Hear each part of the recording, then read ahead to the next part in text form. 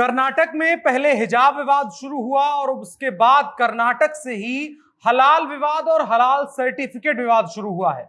एकदम आसानी से समझिए हलाल को, उसके बारे में आगे बात करेंगे। हलाल अरबी जबान का शब्द है और इसका इस्तेमाल इस्लामिक शरिया कानून में कई जगहों पर नजर आता है, जिसका मतलब है जिसकी इजाजत हो शरिया कानून के हिसाब से, जिसकी जगह हिंदुस्तान जैसे सेकुलर देश में कतई नहीं है।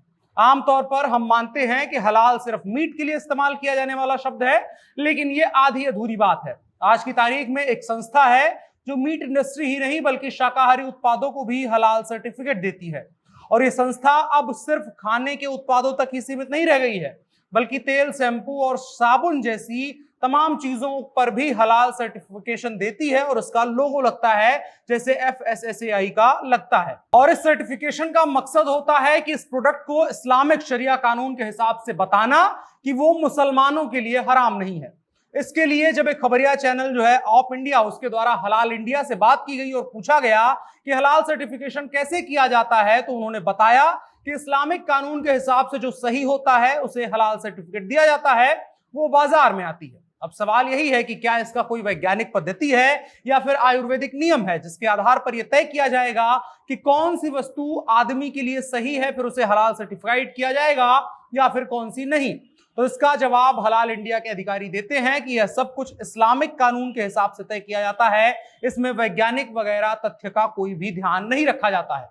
अब सवाल यही है कि क्या हिंदुस्तान में इस्लामिक कानून के हिसाब से यह सब कुछ तय किया जाएगा कि किसको कौन सी चीज खानी है और किसको कौन सी चीज नहीं, क्योंकि इस्लाम के लिए भी भारतीय संविधान सबसे ऊपर है, भारत की संवैधानिक संस्थाओं के द्वारा बनाए गए कानून सबसे ऊपर हैं, ना कि जो एक इस्लामिक कंट्रीज का कानून है उस कानून को हिंदुस्तान में लागू किया जाए।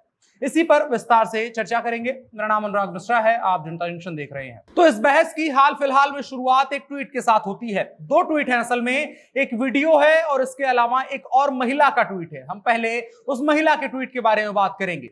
महिला एक भारतीय ग्रोसरी स्टोर से एक प्रोडक्ट खरीदती है जो कि मैदे का पैकेट होता है, उसके ऊपर हलाल इंडिया का ठप्पा लगा हुआ होता है।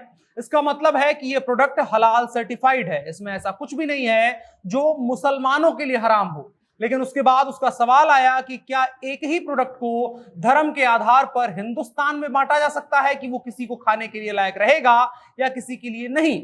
और इसके अलावा जब हलाल इंडिया के कामकाज के बारे में पता किया गया और पता किया गया कि इसके सर्टिफिकेशन का आधार क्या है, तो उसमें एक बात निकल करके आई कि उसी संस्था के प्रोडक्ट को हलाल इंडिया सर्टिफिकेट देगी जहां पर 30% मुसलमान कर्मचारी काम कर रहे होंगे। यानी पूरी तरह से जो फूड इंडस्ट्री है उसके इकोसिस्टम को धर्म के आधार पर भेदभाव किया जा रहा है और उसमें बांटने की कोशिश की रही है। और इसी हलाल इंडिया के सर्टिफिकेशन का असर था कि कुछ दिनों पहले मुस्लिम समुदाय के कई धर्मगुरुओं ने हिंदू दुकानदारों से सामान ना लेने के फतवे जारी किए थे। इसके अलावा बाबा रामदेव के पतंजलि के प्रोडक्ट्स का बायकॉट करने के भी फतवे और आदेश जारी किए गए थे। पतंजलि की बात करें तो पतंजलि भी हलाल सर्टिफिकेट लेने में पीछे नहीं रही, वो भी हलाल सर्टिफिकेट लेने के लिए हलाल इंडिया के पास गई, लेकिन इस्लामिक नियम कायदे के हिसाब से पतंजलि के उत्पादों में चूंकि गौमूत्र का प्रयोग किया जाता रहा है, इसलिए हलाल इंडिया उन्हें मान्यता नहीं दे सकती है, जबकि पतंजलि आयुर्वेदिक और वैज्ञानिक पद्धति के हिसाब से काम करती है। लेकिन शरिया कानून में इस चीज की इजाजत नहीं है, इसलिए उसको सर्टिफिकेट नहीं दिया गया।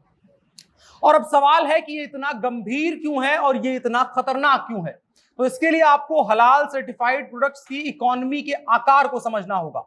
इसका आकार फिलहाल 3 से 4 ट्रिलियन डॉलर के बीच बताया जा रहा है। यह भारत की पूरी अर्थव्यवस्था 2.61 ट्रिलियन डॉलर से भी कहीं बड़ा है। और राइटर्स की रिपोर्ट माने तो साल 2025 तक, यानी आज से महज 3 साल के बाद, इस अर्थव्यवस्था का आकार 9 ट्रिलियन डॉलर हो जाने की उम्मीद है, यानी कि पूरे हिंदुस्तान की अर्थव्यवस्था से भी कहीं 2 गुना ज्यादा बड़ा। और इसके बाद साधारण लोग शरिया की मान्यता के हिसाब से खाना खाने के लिए मजबूर हो जाएंगे, क्योंकि फूड इंडस्ट्री है, पैसा जिसके पास होगा उसी की डिक्टेटरशिप चलेगी। ये आज तक होता आया है। और हिंदुस्तान में FSSAI जो सरकारी संस्था है जो सर्टिफाई करती है कि कौन सा फूड वेज होगा, कौन नॉन वेज होगा, किसमें वेज है लेकिन उसमें नॉन वेज के कुछ प्रोडक्ट्स या इंग्रेडिएंट्स का इस्तेमाल किया गया है या आर्टिफिशियल इंग्रेडिएंट्स का इस्तेमाल किया गया है, उस संस्था के बरक्स एक संस्था तैयार की जा रही है जो सर्टिफिकेट देगी कि कौन सा किसके लिए खाने के लिए सही है, कौन सा नहीं, और उसका आधार इस्लाम का शरिया कानून होगा। और कई रिपोर्ट्स में यह भी सामने आया कि हिंदुस्तान में कई जगहों पर स्लॉटर हाउसेस खोलने के लाइसेंस भी इसी आधार पर अनाधिकृत रूप से मिल रहे हैं कि वहां पर हलाल सर्टिफिकेट वो प्लांट ले चुका है या नहीं। जब वो प्लांट हलाल सर्टिफिकेट लेकर के आएगा तभी कानूनी रूप से स्लॉटर हाउस खोलने के लिए हलाल उसको सर्टिफिकेट मिलेगा। और हिंदुस्तान में अगर आप बात करें तो ऐसी कोई कानूनी बाध्यता नहीं है कि आपको हलाल सर्टिफिकेट लेकर के आना होगा।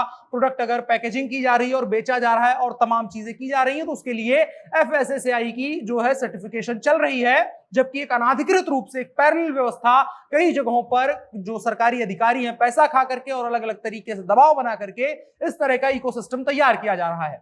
और हिंदुस्तान में हल्दीराम से लेकर के जितने बड़े प्रोडक्ट आपको नजर आते हैं वो सभी हलाल सर्टिफिकेट का इस्तेमाल करते हैं। और ये सब कुछ एक तरीके से हलाली इकोनॉमी क्रिएट करने की तैयारी है जो पूरी तरह से इस्लामिक शरिया कानून के हिसाब से चलेगी, जिसकी कोई वैज्ञानिक प्रामाणिकता नहीं है और किसी भी सेक्युलर देश में इसका ना कोई स्थान है और ना ही होना चाहिए। इसके अलावा ये पहली बात रही। जो दूसरी बात रही, जो हमने कहा था, एक वीडियो आया था उसमें साफा नाम के ट्विटर हैंडल से एक वीडियो शेयर किया गया था, पोस्ट किया गया था मोहन गौड़ा नाम के एक व्यक्ति के द्वारा। उसमें कहा गया कि हलाल किए गए मीट को खाना हिंदू धर्म के विरुद्ध है, यह हिंदुओं का आचरण नहीं है। अगर आपको हलाल और एक झटका भी होता है, दोनों का अंतर नहीं पता है, तो झटका जो होता है उसमें एक बार में किसी भी जानवर का गला या जो शरीर होता है उसको काट दिया जाता है, जिससे माना जाता है कि उसे कम दर्द होता होगा। जबकि इस्लाम में जो हलाल है उसमें धीरे धीरे काट करके उसे दर्द दे करके और अलग अलग तरीके से मान्यता बनाई गई है।